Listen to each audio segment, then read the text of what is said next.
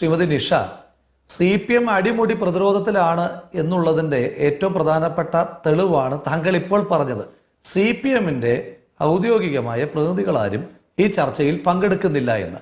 CPM എപ്പോഴൊക്കെ പ്രതിരോധത്തിലാകുന്നു അപ്പോഴൊക്കെയാണ് ഈ നിരീക്ഷകർ ആരെങ്കിലും മോശമാണെന്നുള്ള അഭിപ്രായം എനിക്കില്ല, സഹയാത്രികരും നിരീക്ഷകരും ഒക്കെ വരുന്നത് CPM അടിമുടി പ്രതിരോധത്തിലായി പാർട്ടിക്ക് പ്രതിരോധിക്കുവാൻ കഴിയാതെ വരുന്ന ഘട്ടത്തിലാണ്. അതവിടെ നിൽക്കട്ടെ, താങ്കളുടെ ചോദ്യത്തിനുള്ള മറുപടിയിലേക്ക് ഞാൻ വരാം. ഇത് ഞാൻ തുടക്കത്തിൽ തന്നെ പറയട്ടെ, ഇത് EP ജയരാജൻ എന്ന് പറയുന്ന വ്യക്തി BJPയിലേക്ക് ചേരുവാൻ വേണ്ടിയിട്ട് നടത്തിയ ഏതോ ഒരു ശ്രമമാണ് എന്ന് ലഘൂകരിക്കുവാൻ ഞാൻ ആഗ്രഹിക്കുന്നില്ല. അപ്പൊ ഇതിനകത്ത് ഒന്ന് രണ്ട് വിഷയങ്ങൾ തന്നെ പറയാം. EP ജയരാജൻ ആരാണ്? LDF എന്ന് പറയുന്ന ഭരിക്കുന്ന പാർട്ടിയുടെ മുന്നണിയുടെ കൺവീനറാണ്. അദ്ദേഹത്തിന്റെ 3 പ്രസ്താവനകൾ ഞാൻ കോട്ട് ചെയ്യാൻ ആഗ്രഹിക്കുന്നു. ഒന്നാമത്തെ പ്രസ്താവന വരുന്നത് 6/3/2024 തെരഞ്ഞെടുപ്പിന്റെ പടിവാതിൽക്കൽ അദ്ദേഹം പറയുകയാണ്, കേരളത്തിൽ CPMഉം BJPയും തമ്മിലാണ് മത്സരം. BJP ആണ് പല സ്ഥലങ്ങളിലും രണ്ടാം പാർട്ടി.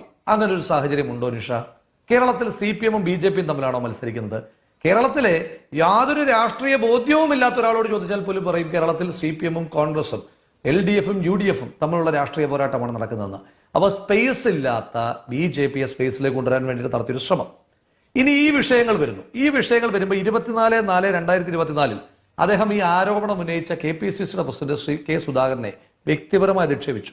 അദ്ദേഹം സ്ഥിരമായി കഴിക്കുന്ന മരുന്ന് കഴിക്കാത്തതിന്റെ പേരിലാണെന്ന് വരെ പറഞ്ഞു. എന്നിട്ട് 26/4/2024 ഞാൻ ആ വീഡിയോ പ്ലേ ചെയ്യാം. ആ വീഡിയോയിൽ പറയുന്ന കാര്യങ്ങൾ ഞാൻ അതിന്റെ വെർബാറ്റം ഒന്ന് വായിക്കാം. വെർബാറ്റം ഇങ്ങനെയാണ്: എൻ്റെ മകന്റെ ഫ്ലാറ്റ് തിരുവനന്തപുരത്താണ്, ഞാൻ അവിടെ പോകാറില്ല. പ്രത്യേകം നോട്ട് ചെയ്യണം, ഞാൻ അവിടെ പോകാറില്ല. ഒരു 10 മിനിറ്റ് കഴിഞ്ഞപ്പോൾ ഞാൻ അവിടെ പോയപ്പോൾ ഒരു 10 മിനിറ്റ് കഴിഞ്ഞപ്പോൾ 2 പേർ കയറി വരുന്നു. കണ്ടപ്പോൾ തന്നെ എനിക്ക് തോന്നി ഇത് ജാവ്ദേക്കർ അല്ലേ. ഒരാൾ വീട്ടിലേക്ക് കയറി വരുമ്പോൾ ഇറങ്ങിപ്പോകാൻ പറയാൻ പറ്റില്ലല്ലോ. ഞാൻ സന്തോഷത്തോടെ നമസ്കാരം പറഞ്ഞു. എന്താ വന്നത് എന്ന് ചോദിച്ചു. ഞങ്ങൾ ഇതിൽ കൂടി പോവുകയായിരുന്നു, അപ്പോൾ നിങ്ങൾ ഇവിടെ ഉണ്ടെന്ന് അറിഞ്ഞു, അപ്പോൾ ഒന്ന് കാണാമെന്ന് വിചാരിച്ചു. ഇത് പ്രത്യേകമായി ശ്രദ്ധിക്കണം, എൻ്റെ വാചകമല്ല, വേണമെങ്കിൽ ഇതിന്റെ വീഡിയോയും ഞാൻ കാണിക്കാം. അതായത് ശ്രീ EP ജയരാജന്റെ വീടിന്റെ പടിക്കൽ കൂടെ ജാവ്ദേക്കർ പോവുകയാണെങ്കിൽ പോലും കയറുന്നത് അസ്വാഭാവികമാണ്. എങ്കിൽ പോലും ഒരു വാദത്തിന് വേണ്ടി പറയാം, ഇതാണല്ലോ EP ജയരാജൻ എന്ന് പറയുന്ന മുന്നണി കൺവീനറിന്റെ വീട്, ഒന്ന് കയറി സന്ദർശിച്ചേക്കാം എന്ന് വിചാരിക്കുന്ന യുക്തിയാണോ ഇത്? EP ജയരാജൻ തന്നെ പറയുന്നു, ഞാൻ സ്ഥിരമായി പോകുന്ന സ്ഥലമല്ല, ഞാൻ അവിടെ പോകുന്ന പതിവേ ഇല്ല എന്നാണ് പറയുന്നത്. പോകുന്ന പതിവില്ലാത്ത EP ജയരാജൻ അന്ന് തിരുവനന്തപുരം നഗരഹൃദയത്തിലല്ല, ആക്കുളത്തെ ആ വീട്ടിലുണ്ട് എന്ന് എങ്ങനെയാണ് ജാവ്ദേക്കർ അറിയുന്നത്? ഒന്നാമത്തെ പോയിന്റ്. ഇനി അങ്ങനെ അവിടെ EP ജയരാജൻ ഉണ്ടെന്ന് അറിഞ്ഞാൽ ഉടനെ BJPയുടെ കേരളത്തിന്റെ പ്രഭാരി നേരെ വീട്ടിൽ കയറുകയാണോ ശ്രീമതി നിഷ? ഇപ്പൊ ഞാൻ എൻ്റെ ഉദാഹരണം പറയാം, എന്റെ വ്യക്തിപരമായ ഉദാഹരണം പറയാം. പത്തനംതിട്ടയിൽ BJPയുടെ സ്ഥാനാർത്ഥിയായിട്ട് മത്സരിക്കുന്ന ശ്രീ അനിൽ K ആന്റണി, അദ്ദേഹം കോൺഗ്രസ്സുകാരനായിരുന്ന കാലത്തിന്റെ ദീർഘകാലത്തെ സുഹൃത്താണ്. എന്റെ നാട്ടിൽ തെരഞ്ഞെടുപ്പിൽ മത്സരിക്കാൻ വന്നിട്ട് പോലും ഒരിക്കൽ പോലും അയാൾ, ഞാൻ ഈ മണ്ഡലത്തിലെ വോട്ടർ കൂടിയാണല്ലോ, ഒരിക്കൽ പോലും അയാൾ എന്റെ വീടിന്റെ വാതിൽക്കൽ കൂടെ പലതവണ പോയിട്ട് എന്റെ വീട്ടിൽ കയറി വോട്ട് ചോദിക്കുവാൻ പോലും തയ്യാറായിട്ടില്ല. അപ്പൊ ഇതാണ് സാധാരണ കേരളത്തിലെ പൊതുപ്രവർത്തകർക്ക് ഉണ്ടാകുന്ന, അതിനെ ഞാനൊരു വലിയ ക്രെഡിബിലിറ്റിയായി ഒരു പൊങ്ങച്ചമായി തന്നെ ഈ ചർച്ചയിൽ അവതരിപ്പിക്കാമെന്ന് വിചാരിച്ചു. എന്റെ വീട്ടിലേക്ക് സ്ഥാനാർത്ഥിയായ എന്റെ ദീർഘകാലത്തെ സുഹൃത്തു കൂടിയായിരുന്ന അനിൽ K ആന്റണി എന്റെ വീടിന്റെ പടിക്കൽ വോട്ട് ചോദിക്കാൻ പോലും കയറിയില്ല എന്നുള്ളതൊരു പൊങ്ങച്ചമായി തന്നെ ഞാൻ പറയുകയാണെന്ന് വിചാരിച്ചു. അങ്ങനെയുള്ള സാഹചര്യമുള്ള ഈ കേരളത്തിൽ എന്തുകൊണ്ടാണ് ജാവ്ദേക്കറെ പോലൊരാൾക്ക് EP ജയരാജന്റെ മകന്റെ ഫ്ളാറ്റിൽ ഒന്ന് കയറി EP ജയരാജനെ കാണാമെന്ന് തോന്നുന്നത്? അതപ്പോ അസ്വാഭാവികമല്ലേ ശ്രീമതി നിഷ? ഇനി രണ്ടാമത്തെ വിഷയം, EP ജയരാജൻ ഒറ്റപ്പെട്ട് BJPയിലേക്ക് പോകാനുള്ളൊരു ശ്രമമല്ല എന്ന് ഞാൻ പറയാനായിട്ടുള്ള കാരണം ഇന്നലെ മുഖ്യമന്ത്രി പറഞ്ഞ വാചകമാണ്. അതിലെന്താ അസ്വാഭാവികം? ഞാനും ഈ ജാവ്ദേക്കറെ പലതവണ കണ്ടിട്ടുണ്ടല്ലോ എന്നാണ് പറഞ്ഞത്. ശ്രീമതി നിഷയ്ക്ക് അറിയുന്നത് പോലെ ജാവ്ദേക്കർ ദീർഘകാലമായിട്ട് കേന്ദ്രമന്ത്രിയല്ല, അദ്ദേഹം ഗവർണറല്ല, എന്തിനേറെ പറയുന്നു ഏതെങ്കിലും ഒരു ചെറിയ ബോർഡിന്റെങ്കിലും ചെയർമാൻ പോലുമല്ല ഈ ജാവ്ദേക്കർ. ആരാണ് ജാവ്ദേക്കർ? ജാവ്ദേക്കർ ഈ രാജ്യത്ത് ഓപ്പറേഷൻ കമലയുടെ ചുമതലയുള്ള പ്രഭാരി, 1. 2, BJPയുടെ കേരളത്തിന്റെ ചുമതലയുള്ള പ്രഭാരി. കേരളത്തിൽ BJPയുടെ ചുമതലയുള്ള പ്രഭാരിക്ക് മുഖ്യമന്ത്രിയെ കാണേണ്ടുന്ന ഏത് സാഹചര്യമാണ് ശ്രീമതി നിഷ ഉള്ളത്? ഇനി അങ്ങനെ മുഖ്യമന്ത്രി കണ്ടിട്ടുള്ളത് ഒരു പബ്ലിക് ഡൊമൈനിൽ ഉണ്ട് എങ്കിൽ നിങ്ങൾ എല്ലാവരും എപ്പോഴും മുഖ്യമന്ത്രിയോടൊപ്പം മാധ്യമ സംഘങ്ങളിലെ, അല്ലെങ്കിൽ മുഖ്യമന്ത്രി കേരളത്തിൽ ഏറ്റവും സുരക്ഷ ഉപയോഗിക്കുന്ന ആളല്ലേ? എപ്പോഴെങ്കിലും നമ്മൾ പല കുറി കണ്ട, ഒരു തവണ കണ്ടത് നമ്മൾ ശ്രദ്ധിക്കപ്പെടാതെ പോകുന്നു പോട്ടെ, പല കുറി കണ്ടു എന്ന് പിണറായി വിജയൻ എന്ന് പറയുന്ന കേരളത്തിന്റെ ആദരണീയനായ മുഖ്യമന്ത്രി തന്നെ പറയുമ്പോൾ എന്തുകൊണ്ടാണ് ആ കൂടിക്കാഴ്ചകൾ പൊതുസമൂഹം അറിയാഞ്ഞത്? ഒരു കൗതുക വാർത്തയിൽ, മെയിൻ ന്യൂസ് ആയിട്ട് വരാത്തത് പോകട്ടെ, മനോരമയുടെ ഏതെങ്കിലും ഒരു ഉൾപേജിലെ കൗതുക വാർത്തയിൽ പോലും ശ്രീ പിണറായി വിജയനും ശ്രീ പ്രകാശ് ജാവ്ദേക്കറും ഒരുമിച്ചുള്ള ഒരു ചിത്രം പോലും ഇല്ലല്ലോ. അപ്പൊ ഇവരുടെ ചർച്ചകൾ രഹസ്യമായിരുന്നു. ഇനി അടുത്തത്, എന്തുകൊണ്ടാണ് രഹസ്യ ചർച്ചകൾ ആവശ്യമായി വരുന്നത്? ഒന്ന്, BJP കേരളത്തിൽ ഏതെങ്കിലും ഒരു സീറ്റ് വേണം. തൃശ്ശൂരാണ് ഡീൽ എന്ന് ഇതിന്റെ ദല്ലാളായിട്ടുള്ള ആൾ പറയുന്നു. അയാളുടെ ഒരു ക്രെഡിബിലിറ്റി ഞാൻ വിശ്വസിക്കുന്നില്ല. അപ്പോൾ BJP കേരളത്തിൽ ഒരു സീറ്റ് വേണം. തിരിച്ച് CPM ഏതെല്ലാം വിഷയങ്ങളിൽ സഹായം വേണം? ഒന്ന്, ഇത് EP ജയരാജന്റെയും ശ്രീ പിണറായി വിജയന്റെയും ഏറ്റവും അടുത്ത അനുയായികൾ, പാർട്ടിയുടെ ഏറ്റവും പ്രധാനപ്പെട്ട സാമ്പത്തിക സ്രോതസ്സുകളായ പ്രവർത്തകരും നേതാക്കന്മാരും ഉൾപ്പെട്ടിരിക്കുന്ന കരിവന്നൂർ കേസ് തലയ്ക്ക് മീതെയുള്ള വാളായി നിലകൊള്ളുകയല്ലേ? ശ്രീ പിണറായി വിജയന്റെ മകൾ ഉൾപ്പെട്ടിരിക്കുന്ന എക്സാലോജിക് കമ്പനിയുമായി ബന്ധപ്പെട്ട മാസപ്പടി കേസ് തലയ്ക്ക് മുകളിൽ നിൽക്കുകയല്ലേ? സ്വർണ്ണക്കടത്ത് കേസ് തലയ്ക്ക് മുകളിൽ നിൽക്കുകയല്ലേ? ഈ 3 കേസിനകത്ത് എന്താ പറയുക, അവർക്ക് BJPയുടെ സഹായം വളരെ അനിവാര്യമാണ്. അവിടെയാണ് ഈ ചർച്ചകളുടെ എല്ലാം പ്രസക്തി ഉണ്ടാകുന്നത്. ഇനി ചോദിക്കട്ടെ, ശ്രീ NK പ്രേമചന്ദ്രൻ, താങ്കൾ ഇൻട്രോയിൽ സൂചിപ്പിച്ചതുപോലെ ശ്രീ NK പ്രേമചന്ദ്രൻ എന്ന് പറയുന്ന ലോക്സഭയിലെ ഒറ്റ കാര്യം കൂടെ പറഞ്ഞിട്ട് അവസാനിപ്പിക്കാം. ലോക്സഭയിലെ വളരെ മുതിർന്ന ഒരു പാർലമെന്റേറിയൻ, അദ്ദേഹം ഇന്ത്യയുടെ പ്രധാനമന്ത്രി വളരെ പബ്ലിക്കായി പല പാർലമെന്റേറിയന്മാരെയും ചായ കുടിക്കാൻ വേണ്ടി വിളിച്ചു. അതിൽ പോകണമോ വേണ്ടായോ എന്നുള്ളത് വേറത്തെ വിഷയം. അങ്ങനെ ചായ കുടിക്കാൻ വേണ്ടി വിളിച്ചപ്പോൾ ആ ചായ കുടിക്കാൻ പാർലമെന്റിന്റെ ക്യാനീനിൽ പോയ NK പ്രേമചന്ദ്രനെ സംഘിയാക്കിയ ഈ നാട്ടിലെ CPMന്റെ ആളുകൾ, ഇത് EP ജയരാജൻ വരെ അന്ന് NK പ്രേമചന്ദ്രനെ സംഖ്യയായിട്ട് ചിത്രീകരിച്ചിട്ടുണ്ട്. അപ്പൊ ഞാൻ ചോദിച്ചോട്ടെ, അപ്പോ ഒരു പബ്ലിക് ഡൊമൈനിൽ പാർലമെന്റ് ക്യാൻറ്റീനിൽ ചായ കുടിച്ച NK പ്രേമചന്ദ്രൻ സംഖ്യയാണ് എങ്കിൽ ഈ EP ജയരാജനെ കർസേവകൻ എന്നാണോ ഇന്ന് നമ്മൾ വിളിക്കേണ്ടത്? നീ ഒറ്റ കാര്യം കൂടെ പറഞ്ഞിട്ട് കൺക്ലൂഡ് ചെയ്യുക. ഈ വിഷയത്തിൽ EP ജയരാജനെ തള്ളി പറയുന്നതോടുകൂടി പിണറായി വിജയന്റെ പങ്ക് അവസാനിക്കുന്നല്ലോ ശ്രീമതി നിഷ. ഒറ്റ കാര്യം ഞാനിത് പറഞ്ഞ് അവസാനിപ്പിക്കുക. EP ജയരാജൻ എല്ലാ കാലഘട്ടത്തിലും പിണറായി വിജയന്റെ പ്രതിരൂപമായി പ്രതിപുരുഷനായി ജീവിച്ചിട്ടുള്ള ഒരാളാണ്. EP ജയരാജനെ തള്ളിപ്പറയുക എന്ന് പറഞ്ഞാൽ, ഇപ്പൊ നമ്മൾ പല്ലിയെ പിടിക്കാനായി പോകുമ്പോൾ, അല്ലെങ്കിൽ പല്ലിക്ക് ഒരു അപകടം വരുമ്പോൾ അതിന്റെ ശരീരത്തിന്റെ ഒരു ഭാഗമായിട്ട് കൂടി പല്ലി സ്വന്തം വാല് കടിച്ചു മുറിച്ച് പുറത്തു കളയാറുണ്ട്. എന്തിനു വേണ്ടിയിട്ടാണ്? സ്വന്തമായി രക്ഷപ്പെടാം, വാല് പോകുന്ന നഷ്ടമാണെങ്കിലും രക്ഷപ്പെടാം. അതേ രീതിയിലാണ് ശ്രീ പിണറായി വിജയൻ അദ്ദേഹത്തിന്റെ വാലായ EP ജയരാജനെ ഒന്ന് കടിച്ചു മുറിച്ച് കളഞ്ഞാൽ ആ വാലിങ്ങനെ കിടന്ന് പിടയ്ക്കുന്നത് കണ്ടിട്ട് അതാണ് പല്ലി എന്ന് തെറ്റിദ്ധരിച്ച് നമ്മൾ ആരെങ്കിലും പിന്നാലെ പോകുമെന്നാണ് ശ്രീ പിണറായി വിജയന്റെ വിചാരമെങ്കിൽ കേരളീയ പൊതുസമൂഹം പല്ലിയെ പിടിക്കാൻ പോകുന്ന കൊച്ചുകുട്ടികളല്ല എന്ന് അദ്ദേഹത്തെ സ്നേഹത്തോട് ഉപദേശിക്കുകയാണ്. അപ്പൊ ഇപ്പോ ശ്രീ EP ജയരാജനെ എങ്ങനെ രക്ഷപ്പെടുത്താൻ വേണ്ടിയിട്ടുള്ള BJPയുടെ തീവ്രമായ ജീവൻ രക്ഷാ ശ്രമത്തിന്റെ ഭാഗമായിട്ട് BJPയുടെ പ്രതിനിധി നാളിതുവരെ കേരളത്തിന്റെ ഒരു പൊളിറ്റിക്കൽ ആർക്കൈവ്സിലും നമ്മൾ കേട്ടിട്ടില്ലാത്ത ഒരു പുതിയ ചരിത്രം സൃഷ്ടിക്കാൻ വേണ്ടിയിട്ട് ശ്രമിക്കുമ്പോൾ അതിനൊക്കെ പുല്ലുവില കൊടുത്ത് നമ്മൾ തള്ളിക്കളയുകയല്ലേ വേണ്ടത്? അതല്ലെങ്കിൽ അദ്ദേഹം പറയട്ടെ, ഏതു വർഷം, ഏത് ദിവസം, ഏത് BJPയുടെ നേതാവാണ് ശ്രീ ഉമ്മൻചാണ്ടി സാറിനെ പോയി കണ്ടത്?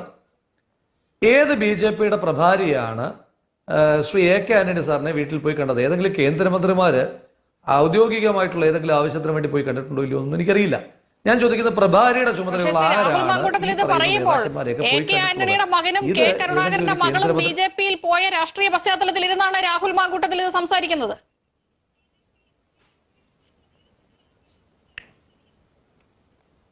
അല്ല, അതിനകത്ത് തർക്കമില്ലല്ലോ. അതും തമ്മിൽ എന്താ ബന്ധമുള്ളത്? അപ്പൊ അതേ തലത്തിലാണ്, അതായത് ശ്രീ അനിൽ K ആന്റണിയെ എപ്പോഴൊക്കെയോ BJP നേതാക്കന്മാർ കണ്ടിട്ടുണ്ട്. അതിന്റെ ഭാഗമായിട്ട് ശ്രീ അനിൽ K ആന്റണി BJPയിലേക്ക് പോയി. ശ്രീമതി പത്മജ വേണുഗോപാലിനെ ഏതൊക്കെ ഘട്ടത്തിൽ BJPയുടെ നേതാക്കന്മാർ കണ്ടിട്ടുണ്ട്. അതിന്റെ ഭാഗമായിട്ട് പത്മജ വേണുഗോപാൽ BJPയിലേക്ക് പോയി. അതേ ഘട്ടത്തിൽ തന്നെയാണ് ശ്രീമതി നിഷ പുരുഷോത്തമൻ ഉദ്ദേശിക്കുന്നതെങ്കിൽ എന്റെ പോയിന്റ് അത് തന്നെയാണ്. ശ്രീ EP ജയരാജനെ BJPയുടെ പ്രഭാരി പോയി കണ്ടത് ശ്രീ EP ജയരാജനെ BJPയിലേക്ക് എത്തിക്കുവാൻ വേണ്ടിയിട്ടാണ് എന്നാണ് ശ്രീമതി നിഷയുടെ ആർഗ്യുമെന്റ് എങ്കിൽ അത് പിന്നെ ആങ്കർ തന്നെ കൺക്ലൂസീവായി പറയുമ്പോൾ പിന്നെ എനിക്ക് അതിനകത്ത് ചലഞ്ച് ചെയ്യേണ്ട കാര്യമില്ലല്ലോ. എന്റെ വാദം താങ്കൾ തന്നെ പറയുകയല്ലേ. അതാണോ താങ്കൾ ഉദ്ദേശിച്ചത്? ഞാൻ പറയുന്നത് എന്താണ്, ഇത് കൃത്യമായി ഡീൽ ഉറപ്പിക്കലാണ്. ഞാൻ എന്റെ ചർച്ചയുടെ കോൺഗ്രസ് നേതാക്കളുടെ വീടുകളിൽ ഉണ്ടായിരുന്നവർ ഇപ്പുറത്ത് എത്തി കേരളത്തിലും എന്നാണ് ഞാൻ ഉദ്ദേശിച്ചത്.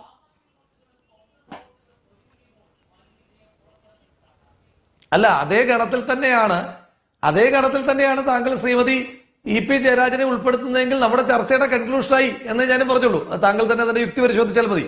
ഞാൻ പറയുന്നത്, എന്റെ പോയിന്റ്, ലളിതമായ എന്റെ പോയിന്റ്, ശ്രീ EP ജയരാജൻ ഏത് ഡീൽ ഉറപ്പിക്കുവാൻ വേണ്ടിയിട്ടാണ് ഇവിടെ പോയത്? ഞാൻ ചോദിക്കുന്ന ചോദ്യങ്ങൾക്ക് താങ്കൾ ചോദിച്ചില്ലല്ലോ. ഇടതുപക്ഷത്തിന്റെ പ്രതിയോട്, ഇടതുപക്ഷത്തിന്റെ സഹയാത്രികൻ വന്നിരിക്കുകയല്ലേ. ശ്രീ പ്രതിപക്ഷ നേതാവ് ചോദിച്ചതുപോലെ ഇപ്പൊ ഞാൻ എന്റെ ഒരു ഉദാഹരണം, ശ്രീ അനിൽ K ആന്റണി, ഞാൻ പറഞ്ഞല്ലോ, എന്റെ ദീർഘകാലത്തെ സുഹൃത്തായിട്ട് പോലും എന്റെ വീട്ടിൽ വോട്ട് ചോദിക്കാൻ പോലും വന്നിട്ടില്ല. ഞാൻ പത്തനംതിട്ട പാർലമെന്റിലെ ഒരു വോട്ടറാണല്ലോ. വോട്ട് ചോദിക്കാൻ പോലും വന്നിട്ടില്ല. അപ്പൊ അങ്ങനെയുള്ള രാഷ്ട്രീയ പശ്ചാത്തലത്തിൽ വോട്ട് ചോദിക്കാൻ പോലും ആളുകൾ അങ്ങോട്ടും ഇങ്ങോട്ടും പോകാത്തൊരു പശ്ചാത്തലമാണല്ലോ BJPയോട് നമ്മൾ വെച്ച് പുലർത്തുന്ന വർഗീയ വിരുദ്ധമായ രാഷ്ട്രീയം. അതാണല്ലോ എന്റെയും ശ്രീമതി നിഷയുടെയും ഒക്കെ മതേതര ക്രെഡൻഷ്യലായി നമ്മൾ ഉയർത്തി കാണിക്കുവാൻ ആഗ്രഹിക്കുന്ന ഏറ്റവും പ്രധാനപ്പെട്ട ക്വാളിഫിക്കേഷൻസ്. ഒരു BJPയുടെ നേതാവ് പോലും നമ്മളോട് സംസാരിക്കുന്നില്ല എന്നുള്ളതിനെ നമ്മളൊരു ക്വാളിഫിക്കേഷൻ ആയിട്ടല്ലേ മതേതര കേരളം കൊണ്ട് നടക്കുന്നത്. അവിടെയാണ് ശ്രീ EP ജയരാജൻ സ്ഥിരമായി പോകത്തില്ല എന്ന് ഞാൻ പറഞ്ഞതല്ല, അദ്ദേഹം തന്നെ പറഞ്ഞ അദ്ദേഹത്തിന്റെ മകന്റെ ആക്കുളത്തുള്ള ഫ്ളാറ്റിൽ എന്തിനു വേണ്ടിയിട്ടാണ് പ്രകാശ് ജാവ്ദേക്കർ പോയത്? ഏത് ഡീൽ ഉറപ്പിക്കുവാൻ വേണ്ടിയിട്ടാണ്? അതൊന്നാമത്തെ വിഷയം. അവിടെയും താങ്കൾ ചോദിക്കുന്നില്ല എന്താണ്, അതായത് CPMന് BJPയുടെ അനുകമ്പയും ആനുകൂല്യവും വേണ്ടുന്ന ലഭിച്ചുകൊണ്ടിരിക്കുന്ന 3 കേസുകൾ കിടക്കല്ലേ?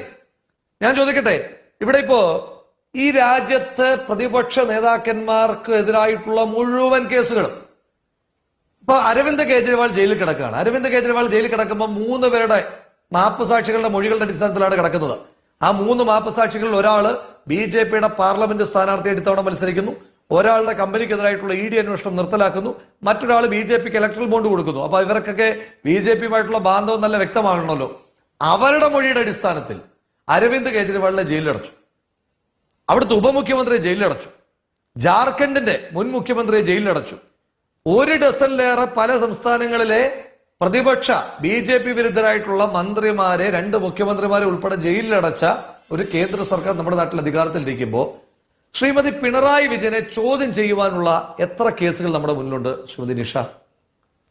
164 സ്റ്റേറ്റ്മെന്റ്, ഞാൻ പഴയ കാലത്തിലേക്ക് പോകുന്നില്ല, 164 സ്റ്റേറ്റ്മെന്റും 108 സ്റ്റേറ്റ്മെന്റിലും പേര് വന്നാൽ തന്നെ ചോദ്യം ചെയ്യാൻ വേണ്ട, പോട്ടെ, ചോദ്യം ചെയ്യണ്ട. കേരളത്തിന്റെ മുഖ്യമന്ത്രി അല്ലേ, ഹൈ പ്രൊഫൈൽഡ് അല്ലേ, നിയമത്തിന് മുന്നിൽ അങ്ങനെയൊന്നുമില്ല, എല്ലാവരും ഈക്വലാണ്, പോട്ടെ. എങ്കിൽ പോലും അദ്ദേഹത്തിന്റെ ഹൈ പ്രൊഫൈൽ കണക്കാക്കി മൊഴിയെടുക്കുവാൻ പോലും കേന്ദ്ര സർക്കാർ ഇതുവരെ വിളിച്ചിട്ടില്ലല്ലോ, കേന്ദ്ര സർക്കാരിന്റെ ഒരു ഏജൻസിയും. അങ്ങനെ 3 കേസിനകത്ത് കൃത്യമായ ആനുകൂല്യം പിണറായി വിജയൻ എന്ന് പറയുന്ന കേരളത്തിന്റെ സമാദരണീയനായ മുഖ്യമന്ത്രിക്ക് ലഭിച്ചുകൊണ്ടിരിക്കുന്ന പശ്ചാത്തലത്തിൽ അദ്ദേഹത്തിന്റെ സന്തത സഹചാരിയായ ഇപ്പോ ആരാണ് ശ്രീ EP ജയരാജൻ? നമ്മളതിന്റെ ഗ്രാവിറ്റി ഇപ്പൊ കഴിഞ്ഞ ദിവസം കൈരളിയിൽ ഒരു ദിവസം ചർച്ച ചെയ്യാം. എന്താ ചർച്ചയെന്നറിയാമോ? ശ്രീ സുധാകരന്റെ PA BJPയിൽ പോയി. ശ്രീ സുധാകരൻ 12 വർഷക്കാലം മുമ്പ് പുറത്താക്കിയ വ്യക്തി BJPയിലേക്ക് പോയതിനെ പറ്റി കൈരളി എന്ന് പറയുന്ന മാധ്യമ സ്ഥാപനം ഒരു ദിവസം ചർച്ച ചെയ്യേണ്ടുന്ന ഗ്രാവിറ്റിയുള്ള വിഷയമാണെന്ന് പറയുകയാണ്. അവിടെയാണ് CPMന്റെ കേന്ദ്ര കമ്മിറ്റി അംഗവും കേരളത്തിലെ LDFന്റെ കൺവീനറുമായ ഒരു മനുഷ്യൻ, അദ്ദേഹം തന്നെ പ്രകാശ് ജാവ്ദേക്കറുമായി വളരെ നിഗൂഢമായ ഒരു ചർച്ച നടത്തുന്നു. ആ ചർച്ചയുടെ ഗ്രാവിറ്റി എത്ര വലുതാണ് ശ്രീമതി നിഷ? അതേസമയത്ത് തന്നെ താങ്കൾ ചോദിക്കണം, നിങ്ങൾ മാധ്യമ സമ്മേളനം നടത്തുമ്പോൾ മുഖ്യമന്ത്രിയോട് ചോദിക്കണം, ഏത് ഒക്കേഷനിലാണ് കേരളത്തിന്റെ മുഖ്യമന്ത്രി മാത്രമല്ലല്ലോ, പോളിറ്റ് ബ്യൂറോ മെമ്പർ കൂടിയല്ലേ ശ്രീ പിണറായി വിജയൻ? കേരളത്തിന്റെ മുഖ്യമന്ത്രിയും പോളിറ്റ് ബ്യൂറോ മെമ്പറുമായ ശ്രീ പിണറായി വിജയൻ BJPയുടെ രാഷ്ട്രീയ പ്രഭാരിയുമായി ഏത് ഘട്ടത്തിൽ കണ്ടു? ശ്രീ MP ഗോവിന്ദൻ പറഞ്ഞതിനകത്ത് കുറച്ചുകൂടെ ക്ലാരിറ്റി ഉണ്ട്. അദ്ദേഹം പറഞ്ഞു വിമാനത്താവളത്തിലൊക്കെ വെച്ച് കണ്ടു എന്നാണ് പറഞ്ഞത്. അതുകൊണ്ട് തന്നെ അതിനെ കളയുന്നു. പിണറായി വിജയൻ എന്ന് പറയുന്ന കേരളത്തിന്റെ മുഖ്യമന്ത്രി പറയട്ടെ, ഇവിടെ വെച്ചിട്ടാണ് അദ്ദേഹം പ്രകാശ് ജാവ്ദേക്കറെ കണ്ടത്. ഇനിയും വിമാനത്താവളത്തിൽ വെച്ചാണ് കേരളത്തിന്റെ മുഖ്യമന്ത്രി ശ്രീ പിണറായി വിജയൻ കണ്ടതെങ്കിൽ അങ്ങനെ വിമാനത്താവളത്തിൽ വെച്ച് കണ്ട എല്ലാ ആളുകളെയും ഓർത്തിരിക്കുന്ന തരത്തിലുള്ള അമാനുഷികനായ ഓർമ്മശക്തിയുള്ള ആളാണോ ശ്രീ പിണറായി വിജയൻ? അല്ലെങ്കിൽ ആ തരത്തിലുള്ള ഏതെങ്കിലും രാഷ്ട്രീയ പ്രസക്തിയുള്ള ആളാണോ പ്രകാശ് ജാവ്ദേക്കർ? അവർ വ്യക്തമാക്കട്ടെ എന്നേ. അപ്പൊ അതുകൊണ്ട് ഇത് കൃത്യമായി ശ്രീ പിണറായി വിജയനും കമ്മ്യൂണിസ്റ്റ് പാർട്ടിക്കും വേണ്ടി ശ്രീ EP ജയരാജന്റെ പശ്ചാത്തലം നമുക്ക് മറക്കാൻ കഴിയുമോ? എല്ലാ കാലത്തും പാർട്ടിക്ക് വേണ്ടി ഇത്തരത്തിൽ വ്യക്തിപരമായിട്ടുള്ള ദൗത്യങ്ങൾ ഏറ്റെടുത്തിട്ടുള്ള ആളല്ലേ ശ്രീ EP ജയരാജൻ? ഒന്ന് ദേശാഭിമാനിയുടെ ബോണ്ട് നമ്മൾ മറന്നുപോയോ? അങ്ങനെ പാർട്ടിക്ക് വേണ്ടി മലപ്പുറം സമ്മേളനത്തിൽ ശ്രീ പിണറായി വിജയൻ പാർട്ടി VS പക്ഷത്തിൽ നിന്ന് പിടിച്ചെടുക്കുന്ന കാലം തൊട്ട് പിണറായി പക്ഷത്തിന് ആളായും അർത്ഥമായും, കൃത്യമായി പറയുകയാണ്, ആളായും അർത്ഥമായും, ആശയമെന്ന് ഞാൻ പറയുന്നില്ല, ഒപ്പം നിന്നിട്ടുള്ള ആളാണ് ശ്രീ EP ജയരാജൻ. അതാണ് അദ്ദേഹത്തിന്റെ ഭൂതകാല പശ്ചാത്തലം. അങ്ങനെ ഒരാൾ പ്രകാശ് ജാവ്ദേക്കറെ കണ്ടു, പോട്ടെ, ഇനി വളരെ സ്വാഭാവികതയിലാണ് കണ്ടതെന്ന് വിചാരിച്ചു ശ്രീമതി നിഷ. ഇന്നലെ കേരളത്തിന്റെ മുഖ്യമന്ത്രി ശ്രീ പിണറായി വിജയൻ ഞെട്ടലോടുകൂടി മറുപടി പറയുകയാണ്. ഇന്നത്തെ പ്രതികരണങ്ങൾ നിങ്ങൾ നോക്കൂ. കേരളത്തിൽ നിന്നുള്ള polit bureau member Shri Vijayaraghavan, അദ്ദേഹം ഇതിനെപ്പറ്റി അറിഞ്ഞിട്ടില്ല. ശ്രീ തോമസ് ഐസക്, ഇവിടെ മത്സരിച്ചിട്ടുള്ള കേന്ദ്ര കമ്മിറ്റി അംഗം, പത്തനംതിട്ടയിൽ മത്സരിച്ചിട്ടുള്ള കേന്ദ്ര കമ്മിറ്റി അംഗം ശ്രീ തോമസ് ഐസക് ഇതിനെപ്പറ്റി അറിഞ്ഞിട്ടില്ല. കേരളത്തിലെ തലമുതിർന്ന CPMന്റെ നേതാവും മന്ത്രിയുമായ ശ്രീ K രാധാകൃഷ്ണൻ പ്രതികരണം, ഇത്രയും പേരെ മാത്രമേ ഞാൻ കണ്ടിട്ടുള്ളൂ. അദ്ദേഹം പറയുന്നു അദ്ദേഹം ഇതിനെപ്പറ്റി അറിഞ്ഞിട്ടില്ല. ഞാൻ ചോദിക്കട്ടെ, പ്രകാശ് ജാവ്ദേക്കറെ വളരെ കാഷ്വലായി കണ്ടൊരു കാര്യമാണെങ്കിൽ ഇത് ആരോടെങ്കിലും ഒക്കെ പറയത്തില്ലേ? കാരണം ഇതൊരു കൗതുകമില്ലേ?